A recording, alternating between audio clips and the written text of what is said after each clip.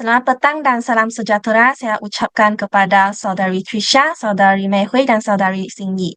Hari ini saya akan membentangkan tugasan 2 bagi kursus GAPD 1032, yaitu penghasilan produk. Ini adalah biodata diri saya. Mari kita mula. Ini adalah isi kandungan saya. Dan kita beralih kepada pengenalan. Ini adalah sedikit pengenalan tentang Google Site saya. Dan saya memfokuskan kepada topik 1 bagi kursus PBKK 1114, yaitu pengenalan. Baik, kita akan pergi ke aspek pembelajaran dan pemudacaraan. Antara aplikasi-aplikasi yang boleh digunakan dalam aspek ini, yang pertama ialah Canva. Kelebihan penggunaan Canva adalah untuk meningkatkan kreativiti pelajar. Ini adalah contoh slide yang telah saya buat dalam Canva. Yang contoh kedua iaitu peta minda yang telah saya buat dalam Canva. Aplikasi yang kedua ialah YouTube. Kelebihan penggunaan YouTube adalah untuk meningkatkan kefahaman melalui visual dan audio. Ini adalah contoh video pembelajaran yang telah saya cari dalam YouTube. Aplikasi yang ketiga ialah Genially. Kelebihan penggunaan Genially adalah untuk meningkatkan interaktiviti dalam PDPC. Ini adalah contoh infografi yang telah saya buat dalam Genially. Aplikasi yang keempat ialah ChatGPT dan Napkin AI. Antara kelebihan penggunaan ChatGPT adalah membuat nota ringkas dan visual, dan manakala kelebihan penggunaan Napkin AI adalah untuk meningkatkan daya ingatan dan kefahaman.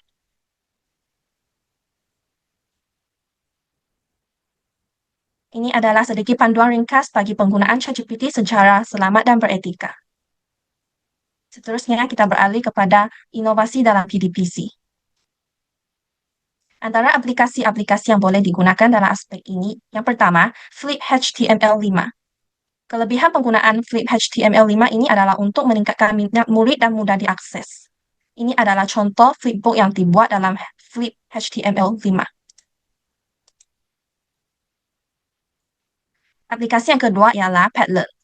Kelebihan penggunaan Padlet adalah untuk meningkatkan pelibatan pelajar dan juga menggalakkan pembelajaran kolaboratif.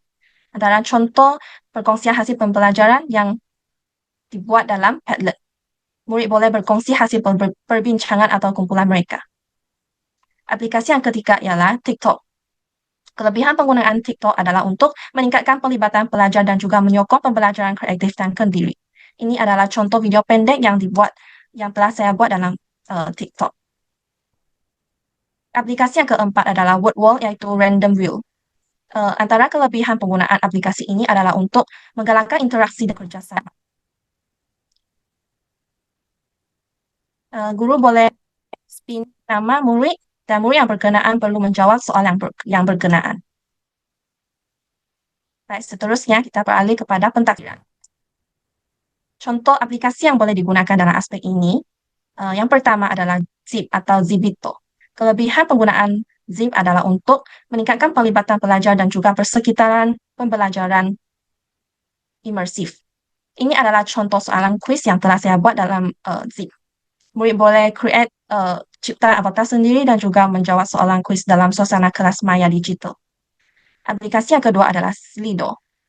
Kelebihan penggunaan Slido ini adalah untuk menggalakkan pembelajaran aktif dan juga maklum balas masa nyata.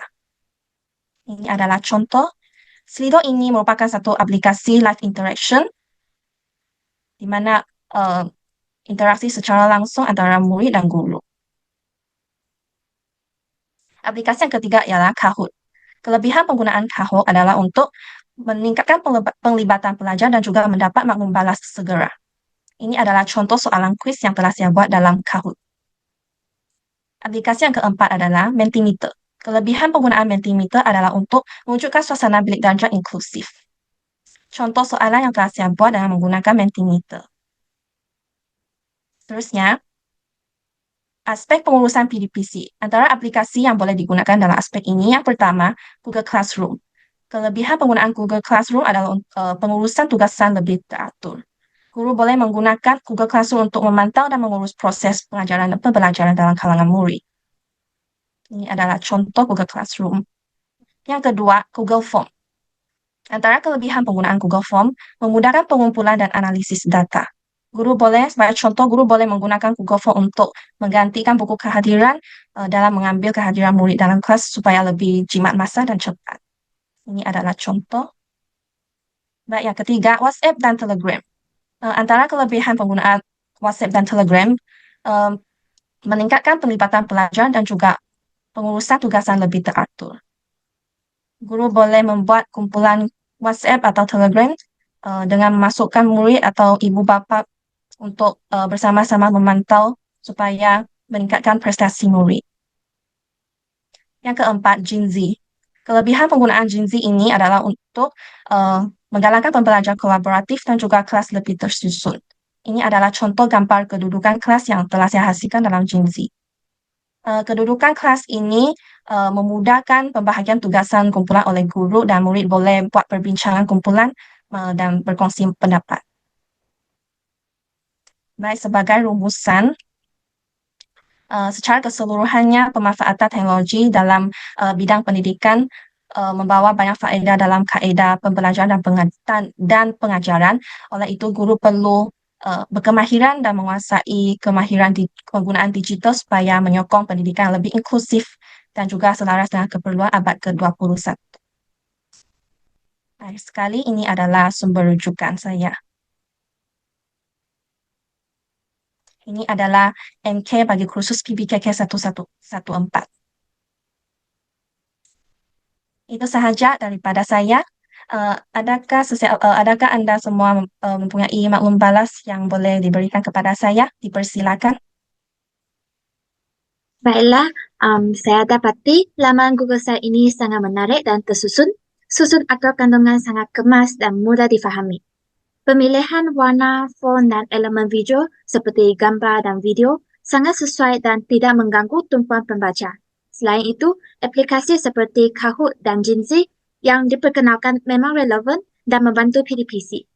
Jadi, tanya atas hasil kerja yang kreatif yang profesional dan itu sahaja daripada saya. Terima kasih. Secara keseluruhan, saya rasa laman ini sangat informatif dan lengkap.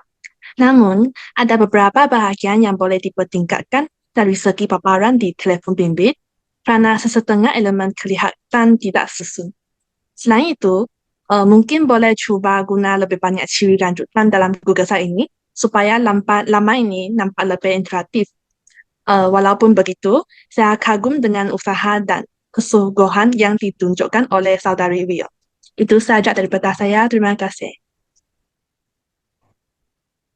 Pada pandangan saya pula, saya sangat suka isi kandungan yang disampaikan kerana ia jelas, ringkas dan sesuai dengan keperluan guru serta pelajar.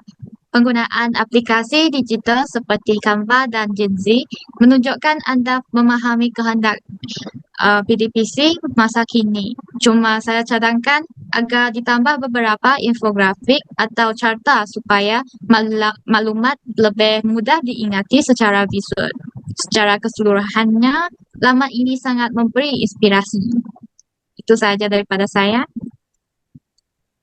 Baiklah, terima kasih kepada saudari Trisha, saudari Mei Hui, dan saudari Cindy atas maklum balas yang diberi kepada saya. Dan saya akan cuba menambah baik Google Site saya supaya menjadi lebih sempurna dan lebih lengkap. Sekian, terima kasih.